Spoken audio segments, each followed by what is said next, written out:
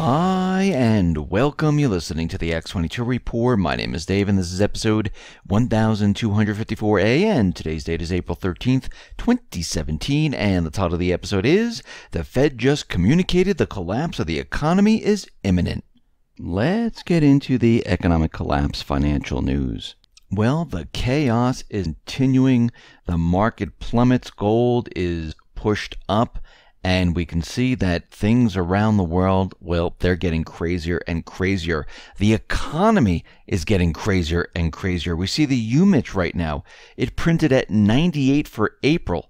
Better than expected. And it's showing that right now the current conditions are at the highest level since November of 2000. Now, once again, we have to remember people believe and they think that things are going well because, well, the stock market is at all-time highs. Yes, it's been bobbing up and down, and people believe that jobs are coming back, manufacturing is coming back, and the economy is going to do very well. But we can see that things, well, they're really not doing well. And most of the time, these consumer surveys, well, they really don't show the whole entire picture. Because when we start looking at some of these economic indicators, we see that things are rapidly changing and things are rapidly falling apart. UBS strategist Matthew Umich has been looking at the spiking loan delinquencies, and he made some startling discoveries showing that households making over $100,000 per year are 2.5 times more likely to default on loan payments over the next 12 months than those making under $40,000, because making more money just means you can afford more debt. Now, first, the survey evidence suggests the rise in consumer default perceptions has occurred primarily in the middle and upper household incomes, and those consumers concerned with missing a payment are highest in the upper income category of $100,000 plus. And the most shocking results of the survey suggest that millennials are over 5 times more likely to default than folks aged 45 and above. And another discovery shows that people with the most debt were also found to be most at risk of default. Well, that just completely makes sense. Now, UBS concluded that people are just far more comfortable defaulting on debt in general in the post-crisis era. And we can see that auto delinquencies, well, they're rising. We see corporate defaults, those are rising. Those individuals that were working in retail, well, they're losing their jobs. We see the traffic for restaurants, that is declining. And we see that the Fed is just raising interest rates. And what we see and what we understand right now is that U.S. home buyers, well, they can't afford a 4% mortgage, and the Fed wants to raise interest rates further by 1.5%. What do you think is going to happen? The housing market is going to start to collapse as this happens. Now, we discussed how the Fed, they're raising interest rates because they know that this is going to bring down the economy. And what we're seeing right now is more indication that the Fed is actually communicating a collapse of the economy. Now, the Fed is clearly and plainly telling us that it intends to take the U.S. and completely collapse it. Not just the U.S., but the global economy. Now, the Fed is messaging 2 to 3 more rate hikes this year into a sluggish, very, very, very weak, slow economy. And the federal funds rate has been raised by 80 basis points, and meanwhile, the 10-year U.S. Treasury yield has flatlined. And at this pace, the spread, which is as near a foolproof indicator of recession or a collapse of the economy as we have, suggests by year end, we will have a collapse scenario.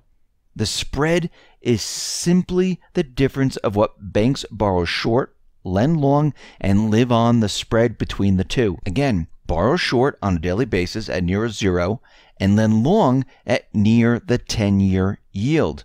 Now, the spread is minimal or negative. Recession is either underway or imminent. Pretty much clockwork. From 1950 to 1981, the Federal Reserve was intent on raising rates via the FFR, the federal funds rate, But to do so, it had to raise the short-term federal funds rate significantly higher than the 10-year to successfully raise longer rates. The impact of a successful pushing longer-term rates higher were rate inversion and recessions. Now, from 1981 to present, the Federal Reserve has undertaken 5 rate cycles, cutting rates, but subsequently only partially hiking them back up. Each cycle cut rates deeper, held them at the cycle minimum longer, and subsequently hiked them less than previous. But what we need to understand is that each time the U.S. economy went into recession before the Federal Reserve could effectively push the 10-year yield higher via its short-term FFR, or more simply put, the Fed's tool to hike long-term rates, killed the interest rate sensitive economy before a long-term rate increase could be achieved. Haven't we said this before? Haven't we looked at this before? Where we looked at 2006, 2007, 2008, and we saw exactly what they did. Now, if the Federal Reserve follows this path that it's communicating right now, if the 10-year performs as it has for the last 4 decades, and the inverted spread indicates what it has for the last 7 decades, we will begin the collapse scenario starting late 2017 and completely collapsing in 2018. And this is the pattern they've been using all along, broken down so we can see it as plain as day. And we can see right now that the Fed, they are preparing and they're communicating to the world right now, letting everyone know that they are bringing this economy down. So what does everyone need to do at this point? They need to be prepared and ready. We need to watch what is happening, because we can see what's happening in the stock market. We can see what's happening around the world, and we can see what the Fed is doing right now. It is all coming together. Now, Turkey, what they're doing is they are planning to confiscate gold, of course, to help their citizens.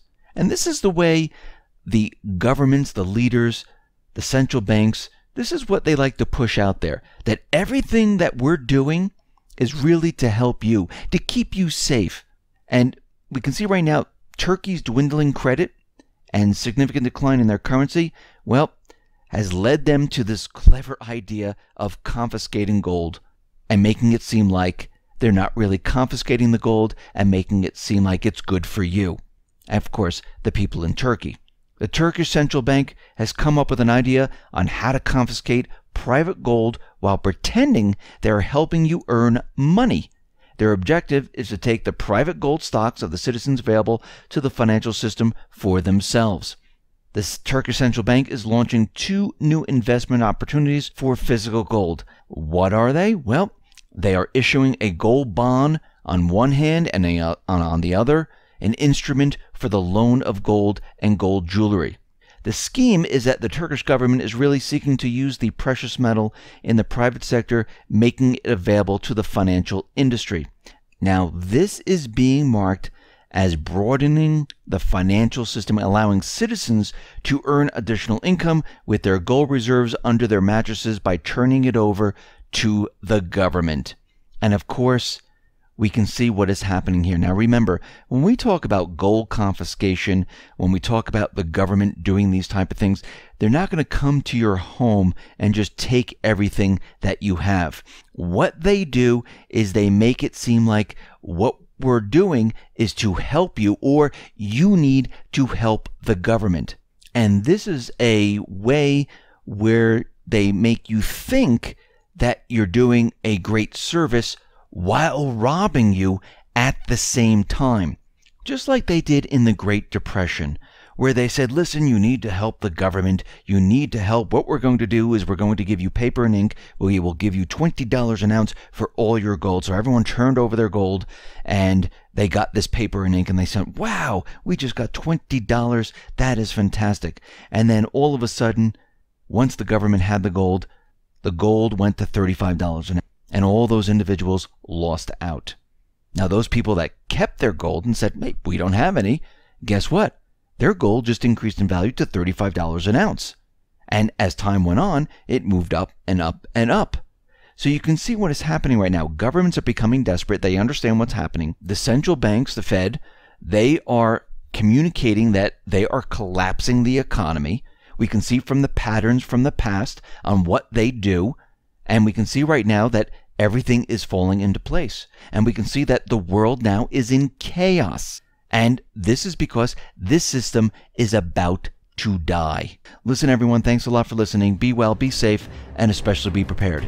Thanks a lot.